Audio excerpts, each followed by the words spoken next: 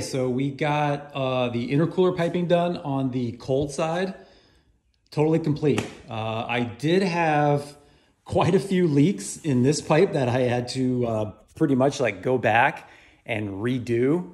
As you can see, I'll put a lot of arrows here where I put some pressure on this. I covered this up, put some pressure on here and kind of did a boost leak test.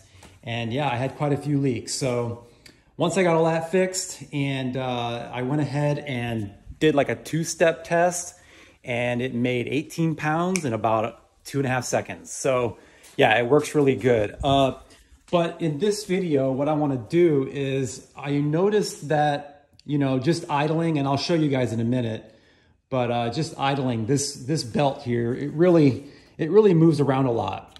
So, I wanted to try and do that, what I've seen online, and people put the extra pulley, okay? It's like an extra pulley right in this area here, okay?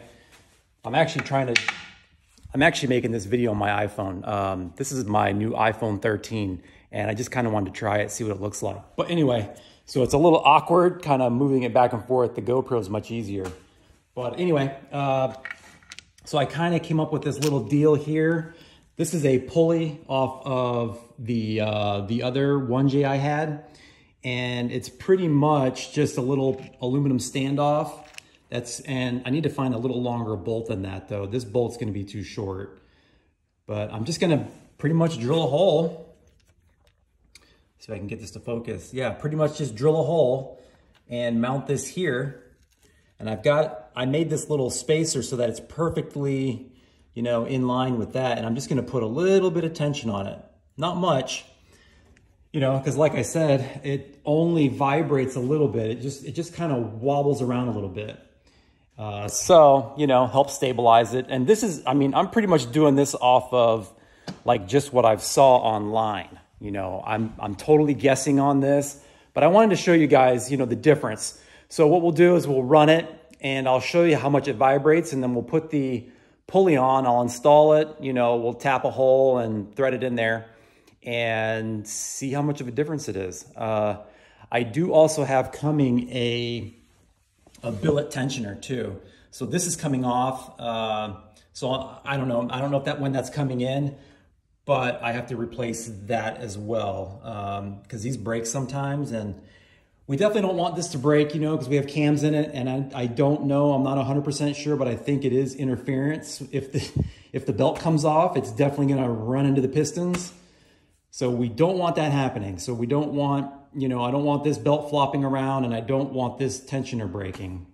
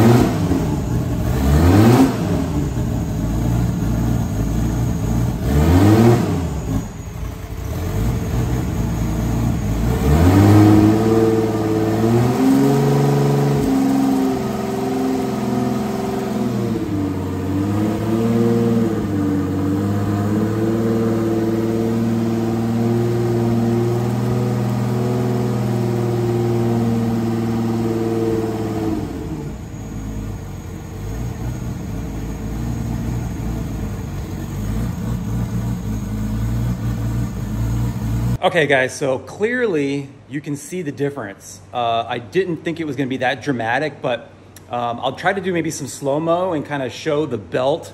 Like when I would bring the RPMs up to around, I don't know, 2,500, 3,000, the belt was really moving a lot.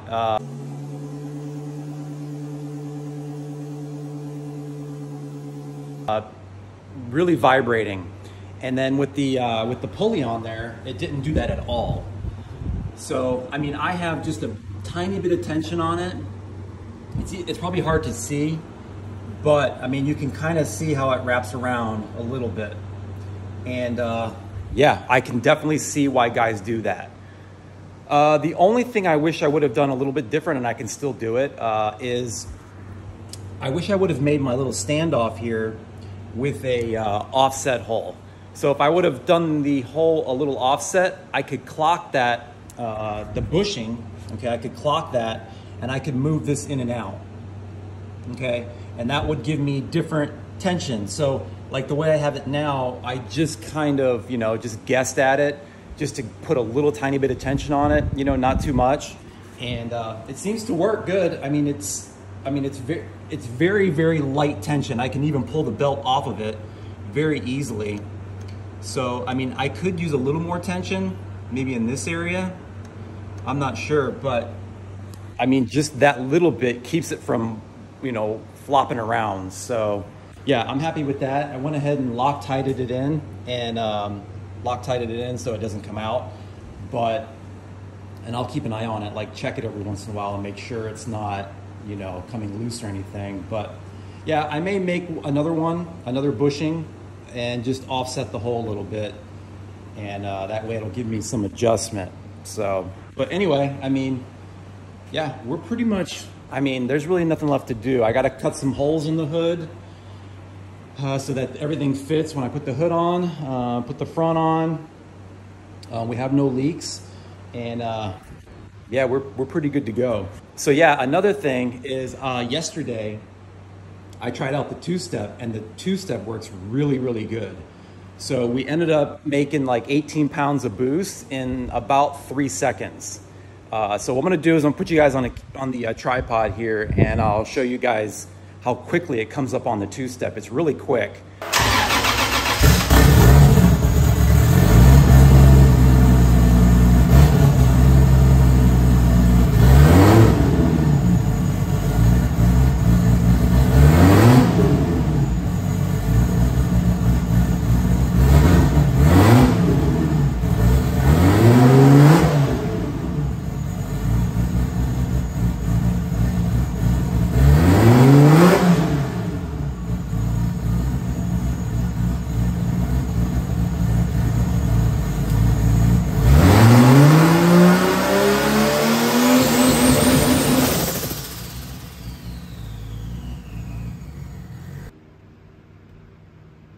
All right, so we're back, we're in the car, we're on the laptop here, and this is the log right here. We have the RPMs set at 5,500. So as you can see, it was dancing around like 52, 46, 52, 46. So we can definitely raise that a little bit. Most likely we'll be, at the track, we'll be leaving around 5,500 RPMs is what I'm guessing. I'm not 100% sure. I don't know. This motor is going to make more torque, so we may not need to leave as high in the RPMs like we did on the 1J, but that's just testing. We'll see. But anyway, let me expand this a little bit so you can see it. Okay, so I expanded it a little bit, and you can see where, if you follow your cursor, you can see it made 213 kPa at the peak. 213. Yesterday when I did it, it made around 222, so just a little less. If you do the math on that and you subtract out 1 atmosphere, that's around 18 pounds of boost. Maybe today it's around 17 pounds of boost. But as you can see, maybe I was a little off. It takes a little longer than 3 seconds, maybe 3.5. But I'll put like maybe I'll put a timer on the video if I can find that in my software, and to show you guys. But it is extremely fast. And keep in mind, that's no nitrous. Okay, so with nitrous, this thing should spool in 2 seconds, which to me, that's great because, I mean, if I can get this thing to spool in 2 seconds, I mean, I don't need a bump box. It's going to be easy to stage and all that. So yeah, that's promising. Now, I do realize that that's this turbo. Okay, that's a really small turbo for a 2JZ. 64 millimeters, I mean, yeah, obviously it should spool quick. So when I get a bigger turbo and you get into that 76 millimeter range, it's obviously gonna take longer, but that's where the nitrous will come in and really get it up quickly. So, and then I know I've gone over my settings before with the getting your car to spool on nitrous, but maybe in the future I'll go over it again and show you, you know, kind of give you guys some strategies you can use if you're using a standalone of getting your getting the RPMs up quickly on the nitrous, and then once it hits a certain pressure or KPA setting that you have, you know, listed, it'll shut the nitrous off and then bring the RPMs back down. Like you overshoot it. It's like a 3-step, I guess you'd call it. You overshoot a little bit and then it brings it back down. There's a lot of people who talk about this. It just helps it get up quicker and all that. So, and I do have that set in here when I had it on the 1J. Right now we don't have it activated, so we're just basically running off, you know, just the turbo. So, but anyway, yeah, everything's looking really good. And I have the tune super fat, okay? So as you can see right here, this is our target. 0.79 is our target. And the brown line is actual, okay? So as you can see, it's below 0.79, 0.75, 0.75, 0.75, 0.76. So we're running really fat.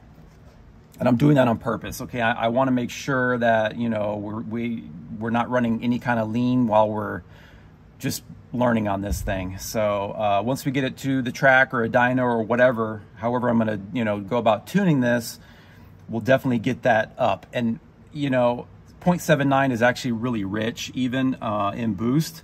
The 1J worked really well, like around 0.8, 0.82, 0.81, 0.82. That's where it made the most power. But it's just, you know, we got to try things. So, but anyway. So yeah, I'll post a separate video on Facebook. I post a lot on the 2JZ NAT forum, and I'll post a little clip of that 2-step there, just to show you guys how fast it comes up. I know someone mentioned that they wanted to see a video of it, so I'll post it on there and see what you guys think. But yeah, I mean, we're really close. We can go take this thing to test. I mean, I got to do the drive shaft loop and, like I said, cut some holes in the hood, get that on there, and that's pretty much it. I mean, it runs good. It starts right up every time. I did add this nitrous solenoid here. I know we had talked about I was going to maybe put it here, but I ended up making a little plate, put a plate there to kind of reinforce it, because I didn't want to just put threads in the, you know, real thin aluminum. You know, that intercooler piping is real thin, so I added a little, like an 1/8" plate, welded it on there, and put the nitrous there. Yeah, we still have to test the nitrous and see how that works, but most likely the first time I take it to the track, I'm not gonna even use the nitrous. It doesn't need it at this point. So yeah, anyway guys, that's gonna do it for this video. Just wanted to show you that tensioner, show you the 2-step, and that's gonna do it. Check y'all later.